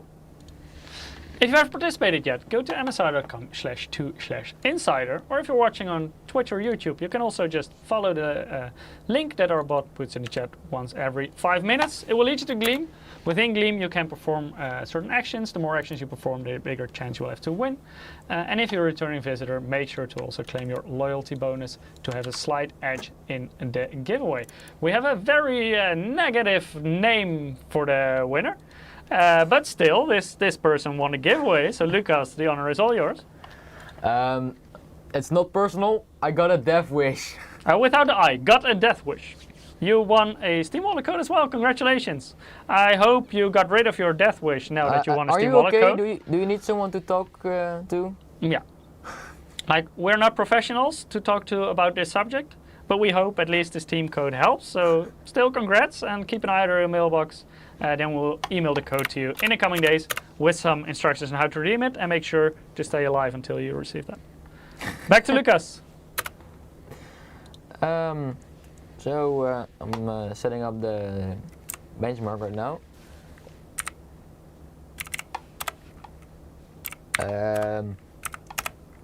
So we're starting at 1080p again, I think? I'm checking. No, it's set to. Let's just do both again. Yeah, let's start with 1080p. But previous time at benchmarking with root, it wasn't really changing. No, it's good right now. Okay.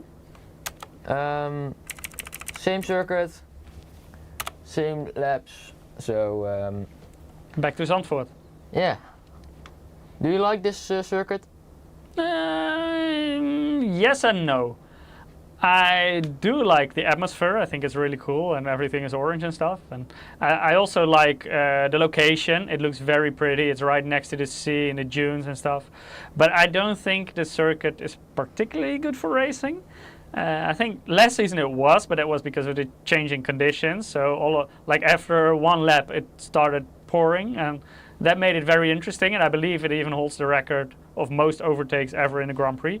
But usually, if there are no changeable conditions, I'm not sure in the Netherlands I should say usually then, because very often we have changeable conditions. But in dry conditions, it's quite hard to overtake at Zandvoort. So then it's probably not the best track for racing. So it has its pros and its cons. What do you think, Lucas? I like that it's really nearby.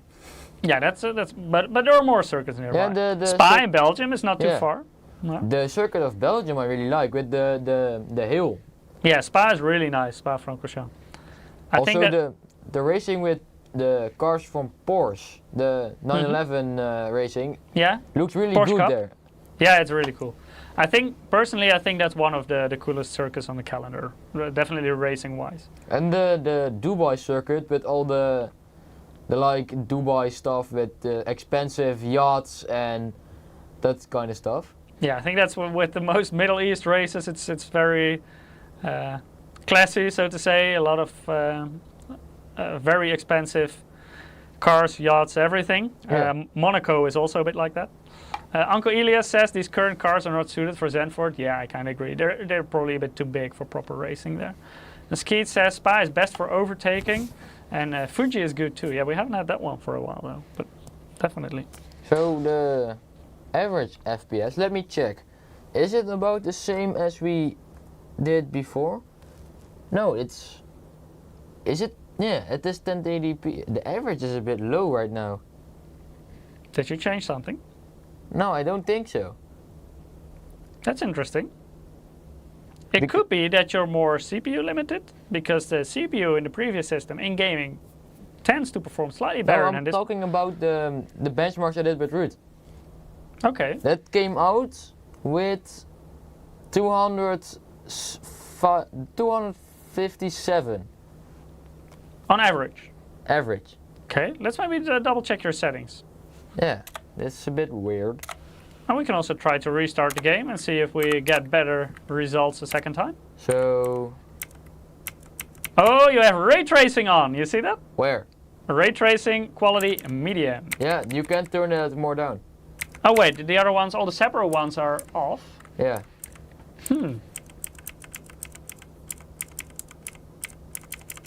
Let's do it again. Maybe it is just. So are you sure all the settings are the same as what you tested with previously? And can you check the video mode again? Nothing strange there? Okay, looks good, looks good, looks good. You also tested with the same anti-aliasing settings? The same what? There, yeah. I think so. I have a screenshot of it. Okay. Let's see. Uncle Elias says F1 has default ray tracing, can't turn it off. Okay. Documents. But Lucas is double checking his results to see if we can explain this in a way. No, it's just do the benchmark again. Everything identical? I can see it's the screen. Yeah, the video stuff. This is also the same. Let's maybe also reboot the game to see if it makes a difference. Yeah. Uncle Elias says motion blur? Question mark. Motion blur is horrible. That's always the first thing I switch off. Nice team games. Here, F1. Another thing I always switch off is the Steam advertising pop-up thing. Can you switch it off in settings? Switch what off? The Steam advertising. Oh yeah, you can switch that off in the settings. Yeah. So you don't get the pop-up every time you boot up Steam. Is it allowed to showcase that tab on stream?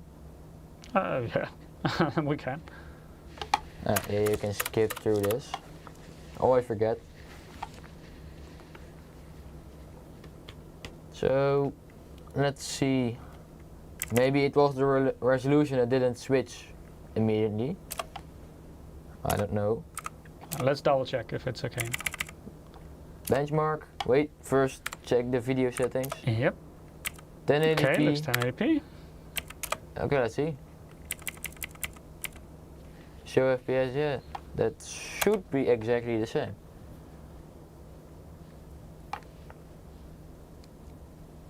Then let's see if we also get the results you had before. The highest FPS was 300, so 300, okay. What was the average you got? the average was 257. Okay, so you're slightly lower now, but you're in a bunch of cars, so that could make a difference. So this is about the average. Okay, it's going up a bit. This is a bit below, but the lowest was 206, so Could be a faulty run. That's also why we usually, if we do benchmarking, we do several runs, and then we take the average of those different runs, because you always have a bit of variables, you have margin of error as well. That's also why, if we want to have trustworthy results, benchmark it several times and take the average of multiple benchmarks. it is definitely lower. Then I do think there is some setting that you may overlook that is different. Yeah. But we have the accurate benchmarks in the presentation, so I think we can switch to the presentation after this run. Yeah, sure. Then we don't do the 1440p because it isn't as accurate. Anke Elias says XMP/Expo on. Yeah, it's enabled.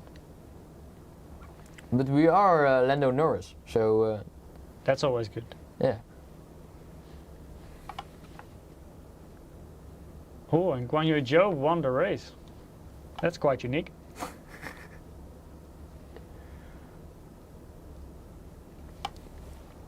So let's get into... I think it may have something to do with the ray tracing thing. That's at least what I suspect it is. we can check later. But let's go to your earlier results. That's are the results that we had Then I'll before. quickly switch back. I think that was your comparable screenshot, right? Yeah. Yeah. So here we are. Okay. Meanwhile, I'm gonna get rid of the PC. Here you can see the Cyberpunk is very accurate. F1 we had, with testing with root, we had 257, so that is really good. Also, if you want to do it on 1440p, that is, I think, yeah, I can't really say what it will be in 1080p, but In 1440p, you mean? yeah, 4040p. Should still run fine, those kind of games. Like, I think Yeah. that only one you would, like we just, of course you just demonstrated Cyberpunk, that ran fine, even in 1440p. Yeah. I think you got like 90 FPS on average. So about that, yeah. Yeah, About that. Metro Exodus is the one challenging one that even in 1080p it's already quite a bit of a challenge, and I would probably lower the settings a bit to get the FPS a bit higher than 60 there. But I think especially if you play like a lot of esports titles, you can easily run this system in 1440p all the time. So I think we forgot about the 3D Mark time spy scores. So here you have 17K. But I I think do you have a dedicated mentioned slide for it. But yeah, I think you have more comparative slides, right? So Shadow of the Tomb Raider 203 and Metro Exodus almost 60 FPS, dus playable, but I personally would crank down the settings a bit.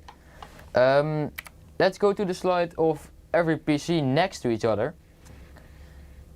So Yeah. this is kind of how you see what a higher budget gives you in terms of performance, right? I have set the price to every PC. If you just tuned in, you can see PC1 is the lowest one. Still is a valid option if you don't have the budget for a higher PC. Budget 2 performs really well on every game. I don't have, and yeah, that's, I think, but PC2 just does every game well right now. Yeah, seems very well. But And that was the one with the Ryzen 5 7600 and the RTX 4060 Ti. Yeah. So NRT has a good comment, by the way, in Twitch chat. Metro Exodus is the new Crysis. I think when Crysis was launched, were you even born? Me? Let's see. When was Crysis launched? Crisis. So 15 years ago, you were born in 2009. Yeah. Crysis was launched in 2007, so you weren't even born yet. But at least at this time, the meme started because Crysis was a very demanding game. So the first question with a certain system was always, can it run Crysis? And now you get a similar thing with Metro Exodus. If you want to see if a PC is any good, can it run Metro Exodus? Because it's so demanding. So this PC's all can. Yeah, but of course the budget PC, 44 FPS, you can of course fiddle a bit around with the settings to get it higher, but it will not be a very pleasant experience, I would say. So Metro Exodus is maybe not the perfect game for budget builds, but all the other games you tested, I think all the systems performed very well, and especially the $600 system or the $1,600 system, even with a high refresh rate monitor, you can play most games perfectly fine on them in 1080p, and on 1440p, especially for esports titles, you're good as well to go. But I think it's kind of interesting. Also, if you see them in an overview like this, you see that in certain games like Cyberpunk, you see a huge increase from PC1 to PC3, so the $800 budget to the $1,600 budget actually more than doubles the frame rate, so that's quite interesting. So that's like you get perfect value for the extra money you put in the system. At Shadow of the Tomb Raider and especially Metro Exodus, you see that the increase percentage-wise is quite a lot lower. So you still do get a lot more performance when going from 800 to 1600, but definitely not double the performance. Yeah. So I think this is some very interesting testing you did, Lucas. I think good results, good to know. I hope it was also useful for chat.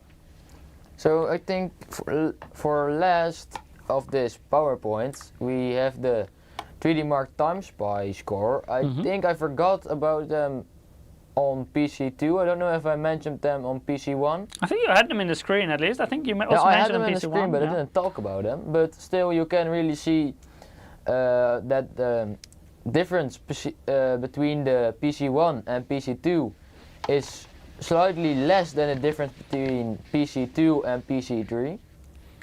And it almost is double the performance. So you can also see that back in the price.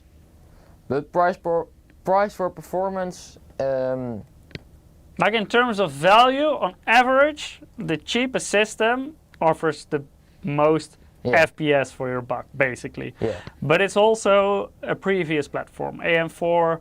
Well, actually, AMD did still recently launch new CPUs for AM4. Only in China, right? No. Also here, like the 5700 X3D, stuff like that. So that they do still launch CPUs every now and then, but it's not the platform, of course, they will bring future generations and future architectures to. And that's, I think, the interesting thing about PC2. It's maybe in terms of value, it looks like the least appealing one from these three systems, but it does run on AM5.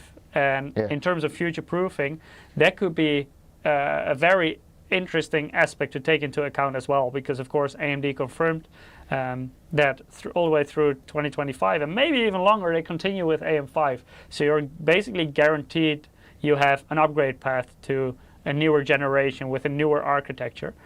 So that could definitely be an interesting plus for the PC2 running on AM5. So do you really want the most performance for your dollar right now? Basically the older generations do that the best. Do you want future proofing? Then it costs a little bit of extra money, but maybe in the long run it could be an interesting choice still. Chat, what do you think? Wait, before we go to that, let me turn on the monitor first. Oh. So I can see what you guys I want to see the chat. Yeah. Okay. Is it the right button? I think so. Yeah, it turns on. So. My screen is flashing. I can currently not see chat. Oh, it's back for me. So. So chat. Oh. Wait, I hope it still works. Did I break something? We're back. Okay, all good. My system was stuttering a bit, the streaming PC. I hope you're all still good. Stream freezing. Are we back? For me, it moves again at least. Oh, that's a. So always tricky when you switch on the monitor while streaming. Yeah, we're back. Okay, good. Okay, now chat. Lucas can also read your messages. So we're very curious to hear, what did you think of Lucas's live stream? What do you think of the systems Lucas made? Do you think I should give him a fail for his internship, or should he get a pass? So I'm very curious to hear your opinions. Uncle Elias already says we have Eric's replacement. Good point. Ski says Lucas was good. NRT says Lucas need a pay rise. Gigaram says he was awesome, pass. Abysmal Melody says pass. Oh, I see a lot of good grades here. Also in Cassidy passed, Uncle Elias passed, A+. Crocs even gives you an A++. Ridley says Lucas did great. My little brother is in chat. iVixum, good presentation, probably a very good rating in school system, I guess. Roey Broey, pass. Anderson Bernard, pass. Okay, good job. It looks like chat is very enthusiastic about your live stream today, about the different systems you presented today. Nice. Ginger Boy even says, hire as new CEO at once. Gabriel says, very confident and didn't screw up at all. I think you also did a great job, Lucas. Waterstorm, done well. Very positive. Little brother that's saying hello. Cassidy says, I heard he was great at washing cars too. Don't use me. So what do you think? Should he pursue a career in washing cars or in computer hardware? What do you think is the right way to go for Lucas? Inferno says, Lucas done great, see you in 3 years. Uncle Elias says, well thought out systems, excellent presentation. Yeah, I also think you did a good job. And also explaining why you made certain choices, because there are so many options available, of course. And like in different situations, there are always alternatives that would be better in certain things. But you properly explained why you chose certain components. So I think you did very good. Ginger Boy says, the computer hardware for sure, instead of washing cars. Cassidy also says PC hardware. NRT says PC building. I think you did a good job in the building as well, especially considering these are the first full systems you build. It's the first time I think I built the first PC with my dad, but most of the things my dad did himself. But still with support. And here, I basically just told you, here is the hardware, good luck, and then you got to build it. Yeah, so... And I didn't see any smoke. I didn't see any flames. Not yet. And I can promise you, chat, I have seen both smoke and flames before in the office with systems. Skeets also said, obviously Eric did not help you. No, Lucas built the systems all by himself. NRT says, or fixing what Eric breaks, full-time job. Yes, definitely. Okay, Lucas, before we close it off, let's draw one more winner in the giveaway. I hope it's my... Wait, before you do it. Rowan, enter the giveaway. Or is he allowed to? Yeah, your brother is definitely allowed to. He has to be quick though. Enter the giveaway. And I cannot guarantee anything. Ridley says, yeah, but the smoke and flames was all Eric. Actually, that time it wasn't Eric. Was it rude with the power supply that you told me? No. Something happened before that caused that power supply. But I won't mention any names, but it was not Eric. Highly Dojo says how to enter. You can see it behind Lucas. That's the URL you have to go, or Twitch or YouTube. You can follow the direct link. But make sure to be quick. Before we draw our winner then, I will quickly announce next week's live stream, because Mankit will be back to tell you about a new monitor. Let me quickly pull up the exact model, because he will demonstrate the modern MD272QXP. Very interesting business-oriented monitor. So we will show you all the ins and outs of that model. So a lot different live stream than we had today. Unfortunately, next week Lucas won't be with us anymore, at least for now. He has to go back to school. So Friday is the last day of his internship. Yeah. Also, his teacher will visit us, and we will discuss what the final grade will be. But you will see me, because I lost a bet with Michiel. So I do need to come back here to go... we will still go out for dinner for sure. Yeah, but I can't go to that place without being here, so... Skeets also says, good luck, Lucas. Thanks. I don't know who will do the stream next week with Mankit, by the way. We will see, but we will definitely talk about that new modern monitor. I think everyone should be signed in now for the giveaway, so let's do our last drawing. And you should be able to read this. I will make it a little bit bigger, but you're young, your eyes should be good, so you should be able to read this, right? Zoom a little bit more. Already? At 50 years old? You sound like Eric. I game a lot. This is a bit too much. There we go. Mitch I think. the Vishy. Mitch the Vich? Mitch the Vich? Congratulations, you also won a Steam wallet code. So I like your profile photo. The profile picture. Yeah, we can also see that. Congrats again to all winners.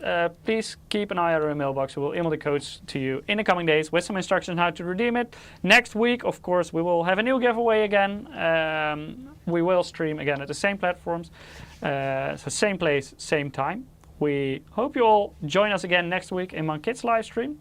I hope you enjoyed it. Lucas, did you enjoy it? Very much. Yeah? Also, thank you for the internship.